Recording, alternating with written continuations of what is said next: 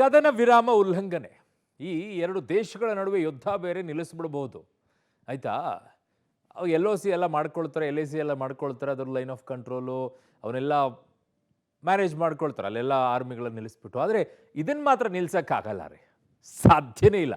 ಯಾವ ಪಕ್ಷದಲ್ಲೂ ಕೂಡ ಇದನ್ನು ನಿಲ್ಸೋಕ್ಕಾಗೋದಿಲ್ಲ. ಅದು BJPಯಲ್ಲೂ ನೋಡಾಗಿದೆ, ಈಗ ಕಾಂಗ್ರೆಸ್ಸಲ್ಲೂ ಕೂಡ ನೋಡ್ತಾ ಇದ್ದೀವಿ. ಓಹೋ, ಏನು ಬ್ರೇಕ್ಫಾಸ್ಟ್ ಅಂತೆ, ಅಲ್ಲಿ ಹೋಗಿದ್ರು ಚೌಚೌಬಾತ್ ತಿಂದರು, DK ಶಿವಕುಮಾರ್ ಇಲ್ಲಿ ಬಂದರು, ಇವ್ರು ನಾಟಿ ಕೋಳಿ ತಿಂದಿದ್ದು ಎಲ್ಲವೂ ಕೂಡ ತಣ್ಣಗಾಯಿತು, ನಮ್ದು ಏನೂ ಇಲ್ಲ, ನಾವು ಬ್ರದರ್ಸ್ ಅಂತ ಅಂದರು. ಈಗ ಬ್ರದರ್ಸ್ ಕತೆ ಏನು ಅಂತ ಅರ್ಥ ಆಗ್ತಿಲ್ಲ. ಬ್ರದರ್ಸಲ್ಲಿ ಒಬ್ಬರು ಬ್ರದರ್ಸ್ ಮಗ ಮಾತನಾಡಿರುವಂಥ ಮಾತು ಅಬ್ಬಬ್ಬಬ್ಬಬ್ಬಬ್ಬ, ಕಾಂಗ್ರೆಸ್ ವಲಯದಲ್ಲಿ ಇದ್ದಂಥ ಕಿಡಿಗೆ ಗಾಳಿ ಹೊಡೆದ್ಬಿಟ್ಟು ಬೆಂಕಿ ಹತ್ಕೊಂಡು ಉರಿಯೋ ರೀತಿಯಲ್ಲಿ ಆಗೋಗ್ಬಿಟ್ಟಿದೆ. ಈಗ ಅಲ್ಲಿರುವಂಥ ಸೀನಿಯರ್ ಲೀಡರ್ಸ್ಗಳು ಮಾತಾಡೋಕ್ಕಾಗ್ತಿಲ್ಲ, ಏನು ಹೇಳಬೇಕು ಅವರು, ಅವ್ರನ್ನೇ ಕೇಳಿ ಅಂತಾರೆ. ಪಾಪ ಏನು ಮಾತಾಡೋಕ್ಕಾಗುತ್ತೆ, ಮುಖ್ಯಮಂತ್ರಿಗಳ ಮಗ, ವಿಧಾನ ಪರಿಷತ್ನ ಸದಸ್ಯರವರು, ಏನಾದರೂ ಅನ್ನೋಕ್ಕಾಗತ್ತಾ? ಅಂದರೆ ಇವರು ಮಂತ್ರಿಯಾಗಿ ಮುಂದುವರಿಯೋಕ್ಕಾಗತ್ತಾ? ಇವರೇ ಟಾರ್ಗೆಟ್ ಆಗ್ಬಿಟ್ರೆ ಯಾಕೆ ಬೇಕಪ್ಪ ನನಗೆ ಅಂತ ಹೇಳ್ಬಿಟ್ಟು ಮೈಗೆಲ್ಲ ಎಣ್ಣೆ ಹಚ್ಕೊಂಡು ನಿಂತುಬಿಟ್ಟಿದ್ದಾರೆ. ಆದರೆ DK ಶಿವಕುಮಾರ್ ಬಣದಲ್ಲಿದ್ದಂಥವ್ರು ಮಾತ್ರ ನೇರವಾಗಿ ಹೇಳ್ತಾ ಇದ್ದಾರೆ, ನೇರವಾಗಿ ಮಾತನಾಡ್ತಾ ಇದ್ದಾರೆ. ನಾವು ಮಾತಾಡಿದ್ದಕ್ಕೆ ನೋಟಿಸನ್ನು ಕೊಡುವಂಥ ಪರಿಸ್ಥಿತಿಗೆ ತಂದುಬಿಟ್ರಿ, ಅವ್ರಿಗೆ ಯಾಕೆ ನೋಟಿಸ್ ಇಲ್ಲ? ಅವರೇನು, ಅವ್ರಿಗೆ ಯಾವ ಪೊಸಿಷನ್ ಇದೆ, ಅವ್ರಿಗೆ ಯಾಕೆ ನೋಟಿಸ್ ಕೊಟ್ಟಿಲ್ಲ? ಕೆಲವರಂತೂ ಸ್ಟ್ರಿಕ್ಟ್ ವಾರ್ನಿಂಗ್. ಅದರಲ್ಲೂ ಉಪಮುಖ್ಯಮಂತ್ರಿ DK ಶಿವಕುಮಾರ್ ಅಂತೂ ನಾನು ಮಾತಾಡ್ತೀನಿ ಅವ್ರ ಜೊತೆಗೆ ಅಂದಿದ್ದಾರೆ. ಅದೇನು ಮಾತಾಡ್ತಾರೋ ಗೊತ್ತಿಲ್ಲಪ್ಪ. ಕದನ ವಿರಾಮ ಉಲ್ಲಂಘನೆ ಅಂತೂ ಆಗಿದೆ ನೋಡಿ. ನಾನು ಮೊದಲಿಂದನೂ ಅದನ್ನು ಹೇಳ್ತೀನಿ, ಅದ್ರೊಳಗೇನು ಹೊಸದೇನಿಲ್ವಲ್ಲ. ನನಗೆ ಅನ್ಸೋದು ಆ್ಯಸ್ ಆಫ್ ನಾವು ಯಾವುದೇ ಲೀಡರ್ಶಿಪ್ ಬದಲಾವಣೆ ಬಗ್ಗೆ ಇಲ್ಲ. ಸೊ ಹಾಗಾಗಿ ಅವ್ರು 5 ವರ್ಷ ಪೂರೈಸುತ್ತಾರೆ ಅನ್ನೋ ನಂಬಿಕೆ ಇದೆ ಅಂತ ಹೇಳಿದ್ದೀನಿ. ಸರ್, ಜನವರಿಲಿ ಕರೀತಾ ಇದ್ದಾರೆ, ಜನವರಿಲಿ ಹೋಗಬೇಕು, ಅಲ್ಲಿ ಹೈಕಮಾಂಡ್ ಹಲವಾರು ವಿಷಯಗಳಿಗೆ ಕರೀತಾರೆ. ಸೊ ಹೋಗಿ ಮಾತನಾಡ್ಕೊಂಡು ಬರ್ತಾರೆ. ಈಗಿರೋ ಇಲ್ಲಿ ಏನು ಪರಿಸ್ಥಿತಿ ಅದನ್ನು ತಿಳಿಸ್ತಾರೆ. 5 ವರ್ಷಗಳಲ್ಲಿ ಯಾವುದೇ ಬದಲಾವಣೆ ಇಲ್ಲ. ನನ್ನ ಪ್ರಕಾರ ಆ ಬದಲಾವಣೆ ಆಗದ ಬಗ್ಗೆ ಆಗಲ್ಲ, ಅದನ್ನೇ ಹೇಳಿದ್ದೀನಿ. ಇಲ್ಲ, ಸಿದ್ದರಾಮಯ್ಯ 5 ವರ್ಷದ ತನಕ ಇರ್ತಾರೆ ಅಂತ ಹೇಳಿ, ಅದು ನನ್ನ ವೈಯಕ್ತಿಕವಾದ ನಂಬಿಕೆ. ಯಾಕೆ ಅಂತಂತಂದ್ರೆ ಬದಲಾವಣೆ ಮಾಡೋದಕ್ಕೆ ಯಾವುದೇ ಕಾರಣಗಳು ನನಗೆ ಕಾಣಿಸಿಲ್ಲ. ಸೊ ಹಾಗಾಗಿ ಅದನ್ನು ಹೇಳಿದ್ದೀನಿ. ಬಟ್ ಹೈಕಮಾಂಡ್ ಅಂತೂ ಸ್ಪಷ್ಟಪಡಿಸಿದೆ, ಈಗ ಸದ್ಯಕ್ಕೆ ಲೀಡರ್ಶಿಪ್ ಬದಲಾವಣೆ ಅಂತ ಪ್ರಶ್ನೆ ಇಲ್ಲ ಅಂತ. ಬಟ್ ಹೈಕಮಾಂಡ್ ಅಂತೂ ಸ್ಪಷ್ಟಪಡಿಸಿದೆ, ಈಗ ಸದ್ಯಕ್ಕೆ ಲೀಡರ್ಶಿಪ್ ಬದಲಾವಣೆ ಅಂತ ಪ್ರಶ್ನೆ ಇಲ್ಲ ಅಂತ. ಆ ಗೊಂದಲ ಇತ್ತು. ಯಾಕೆ ಅಂತಂತಂದ್ರೆ ಅವರು DCM ಅವ್ರು ಕೇಳಿದ್ರು, ತಾವು ಕೂಡ ಮುಖ್ಯಮಂತ್ರಿಗಳು ಆಗಬೇಕು ಅಂತ ಹೇಳಿ. ಎಲ್ಲ ಪಕ್ಷದಲ್ಲೂ ಆಕಾಂಕ್ಷಿಗಳು ಇರ್ತಾರೆ. ಸೊ ಆದರೆ ಹೈಕಮಾಂಡ್ ಈ ಬಗ್ಗೆ ಅದ್ರ ಬಗ್ಗೆ ತೀರ್ಮಾನ ಮಾಡಲ್ಲ ಈಗಲೇ ಅಂತ ಹೇಳಿದ್ದಾರೆ. ಸೊ ಅಂದ್ರೆ 5 ವರ್ಷ ಮುಂದಿನ 5 ವರ್ಷವೂ ಸಿದ್ದರಾಮಯ್ಯ CM. ಯತೀಂದ್ರ ಹೇಳಿಕೆ ಬಳಿಕ ಕಾಂಗ್ರೆಸ್ನಲ್ಲಿ ಸಂಚಲನ. ಮಗನಿಗೆ ಬುದ್ಧಿವಾದ ಹೇಳಿದ CM ಸಿದ್ದರಾಮಯ್ಯ. ಎಸ್, ಕಾಂಗ್ರೆಸ್ ಪಕ್ಷದಲ್ಲಿ ಕುರ್ಚಿ ಕಲಹಕ್ಕೆ ಕದನ ವಿರಾಮ ಘೋಷಣೆ ಬೆನ್ನಲ್ಲೇ ಮುಂದಿನ 5 ವರ್ಷವೂ ಸಿದ್ದರಾಮಯ್ಯ ಮುಖ್ಯಮಂತ್ರಿ. ನಾಯಕತ್ವ ಬದಲಾವಣೆಗೆ ಹೈಕಮಾಂಡ್ ಮುಂದಾಗಿಲ್ಲ ಅಂತ ಸಿದ್ದರಾಮಯ್ಯ ಪುತ್ರ ಯತೀಂದ್ರ ನಿನ್ನೆ ನೀಡಿರುವ ಹೇಳಿಕೆ ಈಗ ಕಾಂಗ್ರೆಸ್ ಪಕ್ಷದಲ್ಲಿ ಕೋಲಾಹಲ ಎಬ್ಬಿಸಿದೆ. CM ಮತ್ತು DCM ಬಣಗಳ ಮಧ್ಯೆ ಮತ್ತೆ ತೀವ್ರ ಚರ್ಚೆಗೆ ಕಾರಣ ಆಗಿದೆ. ನಿನ್ನೆ ನೀಡಿರುವ ಹೇಳಿಕೆ ಸಂಬಂಧ ಪುತ್ರನಿಗೆ ಸಿದ್ದರಾಮಯ್ಯ ಬುದ್ಧಿವಾದ ಹೇಳಿದ್ದಾರೆ. ಬಹಿರಂಗ ಹೇಳಿಕೆ ನೀಡದಂತೆ ಸೂಚನೆ ಕೊಟ್ಟಿದ್ದಾರೆ. ಆದರೆ ತಮ್ಮ ಹೇಳಿಕೆಯನ್ನ ಯತೀಂದ್ರ ಮತ್ತೆ ಸಮರ್ಥಿಸಿಕೊಂಡಿದ್ದಾರೆ. ನಿನ್ನೆ ಏನ್ ಹೇಳಬೇಕೋ ಎಲ್ಲವನ್ನ ಹೇಳಿದ್ದೀನಿ, ಮತ್ತೆ ಹೇಳಿಕೆ ನೀಡುವ ಅಗತ್ಯತೆ ಇಲ್ಲ ಅಂತ ಯತೀಂದ್ರ ಹೇಳಿಕೆ ಕೊಟ್ಟಿದ್ದಾರೆ. ಈ ಮೂಲಕ ತಮ್ಮ ಹೇಳಿಕೆಯನ್ನು ಸಮರ್ಥಿಸಿಕೊಂಡಿದ್ದಾರೆ. ವಿಧಾನ ಪರಿಷತ್ ಸದಸ್ಯರಾಗಿದ್ದ ಡಾಕ್ಟರ್ ಯತೀಂದ್ರ ಅವರು ನಮ್ಮ ಜೊತೆಗಿದ್ದಾರೆ. ಸರ್, ಇವತ್ತು ಶಾಸಕಾಂಗ ಪಕ್ಷದ ಸಭೆ ಇದೆ. ಸಹಜವಾಗಿ ಒಂದು ರೀತಿಯ ಸಣ್ಣ ಗೊಂದಲ ಆಗಿತ್ತಲ್ಲ ಸರ್, ಅದು ಮುಗಿದ ನಂತರದಲ್ಲಿ ನಡೆಯುತ್ತಿರುವಂತಹ ಮೊದಲ ಶಾಸಕಾಂಗ ಪಕ್ಷದ ಸಭೆ ಸರ್ ಇವತ್ತು. ಹೌದು, ಶಾಸಕಾಂಗ ಪಕ್ಷ ಸಭೆ ಯಾವಾಗಲೂ ಕೂಡ ಅಧಿವೇಶನ ನಡಿಬೇಕಾದ್ರೆ ಮಾಡ್ತಾರೆ. ಅಧಿವೇಶನ ಸಮಯದಲ್ಲಿ ಏನು CLP ಮೀಟಿಂಗ್ ಮಾಡ್ತಾರೆ, ಅದರೊಳಗೆ ಯೂಶಲಿ ಸೆಷನ್ನಲ್ಲಿ ಯಾವ್ಯಾವ ವಿಷಯಗಳ ಬಗ್ಗೆ ಚರ್ಚೆ ಮಾಡಬೇಕು, ವಿರೋಧ ಪಕ್ಷದವ್ರು ಏನಾದರೂ ಅಟ್ಯಾಕ್ ಮಾಡಿದ್ರೆ ಅದನ್ನು ನಾವು ಹೇಗೆ ಎದುರಿಸಬೇಕು, ಇದ್ರ ಬಗ್ಗೆ ಚರ್ಚೆ ಆಗುತ್ತೆ. ಅಲ್ಲ, CM ಮತ್ತು DCM ಬ್ರೇಕ್ಫಾಸ್ಟ್ ಮೀಟಿಂಗ್ ಆದ ನಂತರದ ಮೊದಲ ಸಭೆ ಸರ್. ಆದರೂ ಕೂಡ CLP ಮೀಟಿಂಗ್ ಅಲ್ಲಿ, ಅಧಿವೇಶನ ಸಮಯದ CLP ಮೀಟಿಂಗ್ ನಲ್ಲಿ ವಾಡಿಕೆಯಾಗಿ ಯಾವ್ಯಾವ ವಿಷಯಗಳು ಚರ್ಚೆ ಆಗ್ತವೋ ಅದೇ ಚರ್ಚೆ. ಸರ್, ಏನಾದ್ರು ಒಂದು ಕ್ಲಾರಿಫಿಕೇಶನ್ ಕೊಡಬಹುದಾ ಸರ್ CM ಮತ್ತೆ DCM ವಿಷಯವಾಗಿ? ಸರ್, ನಿನ್ನೆ ತಾವು ಮಾತಾಡಿದ ವಿಚಾರ ಪ್ರಸ್ತಾಪ ಮಾಡ್ತೀವಿ ಅಂತ ಕೆಲವು ಶಾಸಕರು ಹೇಳಬೇಕು ಹೇಳಾಗಿದೆ, ಮತ್ತೆ ಅದಕ್ಕೆ ಅದ್ರ ವಿಚಾರ ಮತ್ತಿನ್ನೇನು ಹೇಳೋದು. ಅಲ್ಲ, ಅದನ್ನು ಪ್ರಸ್ತಾಪ ಮಾಡ್ತಾರೆ ಕೆಲವು ಶಾಸಕರು. ಮಾಡಿದ್ರೆ ಮಾಡ್ಲಿ ನೋಡ್ಕೊಂಡು. ಓಕೆ, ಇದು ಪರಿಷತ್ ಸದಸ್ಯರಾಗಿರ್ತಕ್ಕಂಥ ಡಾಕ್ಟರ್ ಯತೀಂದ್ರ ಅವರು ಹೇಳ್ತಾ ಇರುವಂತ ಮಾತು. ಅಂದ್ರೆ ನಿನ್ನೆ ಹೇಳಿದ್ದೀನಿ, ಮತ್ತೆ ಆ ವಿಚಾರ ಪ್ರಸ್ತಾಪ ಮಾಡಲ್ಲ ಅಂತ. ಅದೇ ಶಾಸಕಾಂಗ ಪಕ್ಷ ಸಭೆ ಪ್ರತಿ ಬಾರಿ ಅಂತ ಇವರ ನಡೆಯುತ್ತೆ ಅನ್ನೋದು ಅವರ ಮಾತು. ಯತೀಂದ್ರ ಹೇಳಿಕೆಗೆ ಪ್ರತಿಕ್ರಿಯೆಗೆ DK ನಕಾರ. CM ಪುತ್ರನ ಜೊತೆ ಮಾತಾಡ್ತೀನಿ ಎಂದ DK. ಯತೀಂದ್ರ ಸಿದ್ದರಾಮಯ್ಯ ಪೂರ್ಣಾವಧಿ CM ಹೇಳಿಕೆಗಳ ಕುರಿತು ಉಪಮುಖ್ಯಮಂತ್ರಿ DK ಶಿವಕುಮಾರ್ ಪ್ರತಿಕ್ರಿಯೆ ಕೊಟ್ಟಿದ್ದಾರೆ. ಬೆಳಗಾವಿಗೆ ತೆರಳುವ ಮುನ್ನ ಮಾತನಾಡಿದ DK ಶಿವಕುಮಾರ್, ಬಹಳ ಸಂತೋಷ, ಒಳ್ಳೆದಾಗ್ಲಿ, ರಾಜ್ಯಕ್ಕೆ ಒಳ್ಳೆದಾಗ್ಲಿ ಅಂತ ಹೇಳಿದ್ರು. ಬಳಿಕ ಬೆಳಗಾವಿಗೆ ತೆರಳಿದ DK ಶಿವಕುಮಾರ್, ನಮ್ಮ ಪಕ್ಷದಲ್ಲಿ ತಿಳಿ ವಾತಾವರಣ ಇದೆ. ನನಗೂ ಮತ್ತು CM ನಡುವೆ ಯಾವುದೇ ಭಿನ್ನಾಭಿಪ್ರಾಯ ಹಿಂದೇನೂ ಇಲ್ಲ, ಈಗಲೂ ಕೂಡ ಇಲ್ಲ, ಮುಂದೇನೂ ಇಲ್ಲ ಅಂತ ಹೇಳಿದ್ದಾರೆ. ಜೊತೆಗೆ ಯತೀಂದ್ರ ಹೇಳಿಕೆ ನನಗೆ ಇನ್ನೂ ಅರ್ಥ ಆಗಿಲ್ಲ, ನಾನು ಅವರ ಹತ್ರ ಮಾತಾಡ್ತೀನಿ, ಹೈಕಮಾಂಡ್ ಜೊತೆ ನಡೆದ ಮಾತುಕತೆಯನ್ನ ಬಹಿರಂಗಪಡಿಸೋಕಾಗಲ್ಲ ಅಂತ ಹೇಳಿದ್ದಾರೆ. ಸಿದ್ದರಾಮಯ್ಯವರು 5 ವರ್ಷಗಳ ಕಾಲ ಸಿದ್ದರಾಮಯ್ಯವರು ಇರ್ತಾರೆ, ನೀವು ಏನು ತಿರಸ್ಕಾರ ಮಾಡಿದ ಹೈಕಮಾಂಡ್ ಅಂತ ಹೇಳಿದ್ದಾರೆ ಸರ್. ಬಹಳ ಸಂತೋಷ, ಒಳ್ಳೇದಾಗಲಿ, ರಾಜ್ಯಕ್ಕೆ ಒಳ್ಳೇದಾಗಲಿ. ಮೊದಲನೇ ಬಾರಿ ಇಲ್ಲ ನಾನು ಯಾವ ಪ್ರಶ್ನೆ ಕೇಳಿದ್ರು ಮುಖ್ಯಮಂತ್ರಿ ಬದಲಾವಣೆ ಬಗ್ಗೆ, ಆಗೆಲ್ಲ ಅದನ್ನೇ ಹೇಳಿದ್ದೀನಿ. ಇಲ್ಲ ಸಿದ್ದರಾಮಯ್ಯ 5 ವರ್ಷ ತನಕ ಇರ್ತಾರೆ ಅಂತ ಹೇಳಿ, ಅದು ನನ್ನ ವೈಯಕ್ತಿಕವಾದ ನಂಬಿಕೆ. ಯಾಕೆ ಅಂತಂತಂದ್ರೆ ಬದಲಾವಣೆ ಮಾಡೋದಕ್ಕೆ ಯಾವುದೇ ಕಾರಣಗಳು ನನಗೆ ಕಾಣಿಸಿಲ್ಲ, ಸೊ ಹಾಗಾಗಿ ಅದನ್ನು ಹೇಳಿದ್ದೀನಿ. ಯಾವಾಗಲೂ ನಮ್ದು ತಿಳಿಇದೆ. ನಾನು ಚೀಫ್ ಮಿನಿಸ್ಟರಲ್ಲಿ ಯಾವ ಥರದ ಭಿನ್ನಾಭಿಪ್ರಾಯ ಹಿಂದೇನೂ ಇಲ್ಲ, ಇವತ್ತೂ ಇಲ್ಲ, ಮುಂದೇನೂ ಇಲ್ಲ. ಅವ್ರು ಏನು ಹೇಳಿಕೆ ಕೊಟ್ಟಿದ್ದಾರೆ ಅನ್ನೋದು ನನಗಿನ್ನ ಅರ್ಥ ಇಲ್ಲ. ಅರ್ಥ ಆಯ್ತಾ? ನಾನು ಅವ್ರ ಹತ್ರ ಮಾತಾಡ್ತೀನಿ. ನಾನು ಅದೆಲ್ಲ ಹೈಕಮಾಂಡ್ ನನ್ನ ಹತ್ರ ಮಾತಾಡೋದು ಯಾವ ಕರೀತಾರೆ ಅನ್ನೋದು ನಾನು ಅದನ್ನ ಡಿಸ್ಕ್ಲೋಸ್ ಮಾಡೋಕ್ಕಾಗಲ್ಲ. ಸಿದ್ದರಾಮಯ್ಯ ಅವರ 5 ವರ್ಷ ಮುಖ್ಯಮಂತ್ರಿ ಎಂಬ ಡಾಕ್ಟರ್ ಯತೀಂದ್ರ ಹೇಳಿಕೆಗೆ ಸಂತೋಷ, ಅವರಿಗೆ ಒಳ್ಳೇದಾಗ್ಲಿ ಅನ್ನುವ ಮಾತನ್ನ ಡಿಸಿಎಂ ಡಿಕೆ ಶಿವಕುಮಾರ್ ಹೇಳಿದ್ದಾರೆ. ಅಲ್ಲದೆ ನನ್ನ ಮತ್ತು ಸಿಎಂ ನಡುವೆ ಯಾವುದೇ ಡಿಫರೆನ್ಸ್ ಇಲ್ಲ ಅನ್ನುವ ಮಾತನ್ನು ಕೂಡ ಅವರು ಮತ್ತೊಮ್ಮೆ ಹೇಳಿದ್ದಾರೆ. ಹಾಗಾಗಿ ಕಾಂಗ್ರೆಸ್ನಲ್ಲಿ ಎಲ್ಲವೂ ಕೂಡ ತಿಳಿಯಾಯಿತು ಅನ್ನುವಂಥ ಸಂದರ್ಭದಲ್ಲಿ ಡಾಕ್ಟರ್ ಯತೀಂದ್ರ ಅವರ ಈ ಹೇಳಿಕೆ ಮತ್ತಷ್ಟು ಚರ್ಚೆ ಹುಟ್ಟಾಕಿದೆ. ಆದರೆ ಡಿಸಿಎಂ ಡಿಕೆ ಶಿವಕುಮಾರ್ ಮಾತ್ರ ಏನು ಆಗಿಲ್ಲ ಅನ್ನುವಂಥ ರೀತಿಯಲ್ಲಿ ಒಳ್ಳೇದಾಗ್ಲಿ ಅನ್ನುವಂಥ ರೀತಿಯಲ್ಲಿ ಮಾತಾಡಿ ತಮ್ಮದೇ ಆದ ಲೆಕ್ಕಾಚಾರದಲ್ಲಿ ರಾಜಕೀಯ ದಾಳ ಉಳಿಸಿದಂತೆ ಕಾಣ್ತಾ ಇದೆ. ಸಿಎಂ ಡಿಕೆಶಿ ಅಂತ ಚನ್ನರಾಜ್ ಹಟ್ಟಿಹೊಳಿ ಪೋಸ್ಟ್. ವಿವಾದದ ಬಳಿಕ ಡಿಸಿಎಂ ಅಂತ ಪೋಸ್ಟ್ ಹಾಕಿ ಸ್ಪಷ್ಟನೆ. ಡಿಕೆಶಿ ಬೆಂಬಲಿಗರಿಂದ ಮುಂದಿನ ಸಿಎಂ ಅಂತ ಘೋಷಣೆ.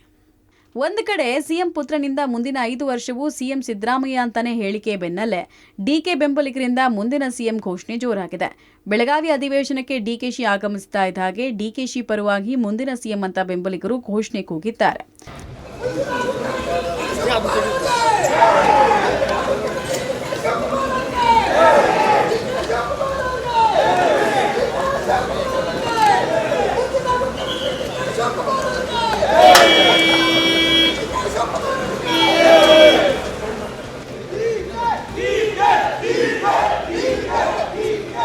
ಇನ್ನು ಡಿಸಿಎಂ ಡಿಕೆಶಿ ಹೊಗಳೋ ಬರದಲ್ಲಿ ಮೇಲ್ಮನೆ ಸದಸ್ಯ ಹಾಗೂ ಸಚಿವೆ ಲಕ್ಷ್ಮೀ ಹೆಬ್ಬಾಳ್ಕರ್ ಸಹೋದರ ಚನ್ನರಾಜ್ ಹಟ್ಟಿಹೊಳಿ ವಿವಾದ ಮೈಮೇಲೆ ಎಳ್ಕೊಂಡಿದ್ದಾರೆ.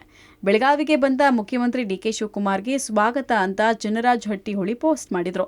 ಇದಕ್ಕೆ ತೀವ್ರ ಟೀಕೆ ವ್ಯಕ್ತ ಆಗ್ತಾ ಇದ್ದ ಹಾಗೆ ಸ್ಪಷ್ಟನೆ ಕೊಟ್ಟಿರುವ ಚನ್ನರಾಜ್ ಹಟ್ಟಿಹೊಳಿ ಯಾರೋ ನಿದ್ರೆ ಕಣ್ಣಲ್ಲಿ ಪೋಸ್ಟ್ ಮಾಡಿದ್ದಾರೆ ಅಂತ ಸ್ಪಷ್ಟನೆ ಕೊಟ್ಟರು.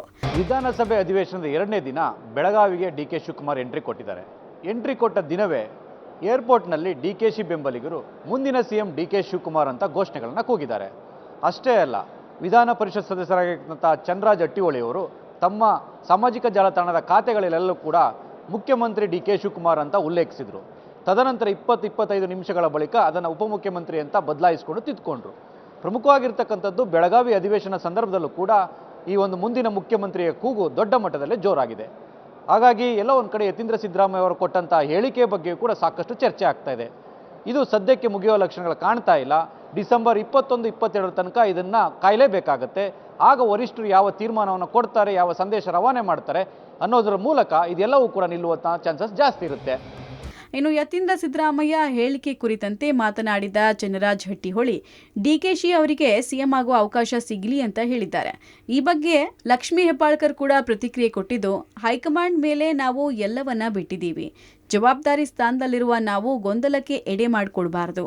ಹೈಕಮಾಂಡ್ ಹೇಳಿದ್ದನ್ನ ನಾವು ಕೇಳ್ತೇವೆ ಅಂದಿದ್ದಾರೆ. ಯಾವತ್ತೂ ಕೂಡ ಪಕ್ಷದ ಒಂದು ನಿಷ್ಠಾವಂತ ಕಾರ್ಯಕರ್ತರಾಗಿ ಕೆಲಸ ಮಾಡ್ತಾರೆ. ಪಕ್ಷದ ಅಧ್ಯಕ್ಷರಿದ್ರು ಕೂಡ ಯಾವತ್ತೂ ಕೂಡ ಪಕ್ಷ ದೊಡ್ಡದು, ಪಕ್ಷದ ಕೆಳಗಡೆ ನಾವು ಪಕ್ಷಕ್ಕಾಗಿ ಯಾವುದೇ ರೀತಿಯ ತ್ಯಾಗವನ್ನು ಮಾಡಲಿಕ್ಕೆ ಅವ್ರು ಸದಾ ಸಿದ್ಧರಿದ್ದಾರೆ. ಅವರು ಎಲ್ಲೂ ಹೇಳ್ಕೊಂಡಿಲ್ಲ ನಾವು ಮುಖ್ಯಮಂತ್ರಿ ಆಗಬೇಕು. ಇದು ಅವ್ರ ಬಯಕೆ ಅಲ್ಲ, ಇಡೀ ಕರ್ನಾಟಕ ರಾಜ್ಯದಲ್ಲಿರುವಂಥ ಜನರ ಬಯಕೆ ಇದೆ. ಅದಕ್ಕಾಗಿ ಹೈಕಮಾಂಡ್ ಅವ್ರು ಏನು ನಿರ್ಧಾರ ತೆಗೆದುಕೊಳ್ತಾರೆ ಅದಕ್ಕೆ ನಾವು ಬದ್ಧರಾಗಿರ್ತೀವಿ. ಅವ್ರಿಗೆ ಒಂದು ಅವಕಾಶ ಸಿಗಲಿ ಅಂತ ಆಸೆ ಪಡ್ತೀವಿ. ಮುಂದೆ ಏನು ಹೈಕಮಾಂಡ್ ಹೇಳುತ್ತೆ, CLP ಸಭೆ ಕರೆದಾಗ ಅಲ್ಲೇನಾದರೂ ಚೇಂಜಸ್ ಆದರೆ ಅದ್ರ ಪ್ರಕಾರ ಇಬ್ಬರೂ ನಾಯಕರು ಒಪ್ತೀನಿ ಅಂತ ಹೇಳಿದ್ದಾರೆ.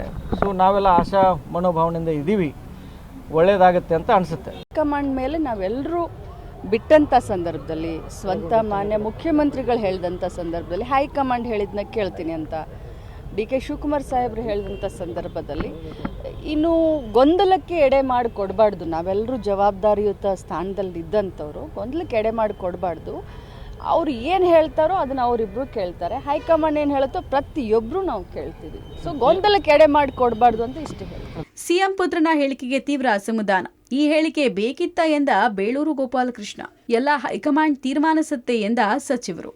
ಈ ಮಧ್ಯೆ ಸಿದ್ದರಾಮಯ್ಯ ಪುತ್ರನ ಹೇಳಿಕೆ ವಿರುದ್ಧ ತೀವ್ರ ಅಸಮಾಧಾನ ವ್ಯಕ್ತ ಆಗಿದೆ. ಕದನ ವಿರಾಮ ಉಲ್ಲಂಘನೆ ಮಾಡುವ ಅಗತ್ಯತೆ ಇತ್ತ ಅಂತ ಶಾಸಕ ಬೇಳೂರು ಗೋಪಾಲಕೃಷ್ಣ ಪ್ರಶ್ನೆ ಮಾಡಿದ್ದಾರೆ. ಯತೀಂದ್ರ ಮಾತಾಡಿದ್ದು ಉರಿಯೋ ಬೆಂಕಿಗೆ ತುಪ್ಪ ಹಾಕ್ದಂತಾಗಿದೆ. ಶಾಂತಿ ಘೋಷಣೆ ಮಾಡಿರುವಾಗ ಇದೆಲ್ಲ ಬೇಕಿತ್ತ ಅಂದಿದ್ದಾರೆ. ಸಚಿವ ರಾಮಲಿಂಗಾರೆಡ್ಡಿ ಪ್ರತಿಕ್ರಿಯೆ ಕೊಟ್ಟು, ಯತೀಂದ್ರರನ್ನೇ ಕೇಳಿ, ಸಿಎಂ ಕುರ್ಚಿ ವಿಚಾರದ ಬಗ್ಗೆ ಯಾರೂ ಮಾತಾಡಬಾರ್ದು, ಎಲ್ಲವನ್ನ ಹೈಕಮಾಂಡ್ ನಿರ್ಧಾರ ಮಾಡುತ್ತೆ ಎಂದಿದ್ದಾರೆ. ಹೈಕಮಾಂಡ್ ನಿರ್ದೇಶನವನ್ನ ಶಿಸ್ತಿನಿಂದ ಪಾಲನೆ ಮಾಡೋದು ಎಲ್ಲರ ಕರ್ತವ್ಯ ಅಂತ ಎಚ್.ಕೆ. ಪಾಟೀಲ್ ಹೇಳಿದ್ದಾರೆ. ಏನು ಅಸೆಂಬ್ಲಿ ನಡೀತದೆ ಅಲ್ಲಿವರೆಗೂ ಸ್ವಲ್ಪ ಬಾಯಿ ಮುಚ್ಕೊಂಡು ಇರಪ್ಪ, ಆನಂತರ ನಿಮ್ಗೆ ಏನೇ ಚಟ ಇದೆ ಎಲ್ಲ ತೀರ್ಸ್ಕೋಬೇಕಂತ ಹೇಳಬೇಕಾಗತ್ತೆ. ಯಾಕೆ ಹಿಂಗೆ ಮಾಡ್ತಿದ್ರಿ?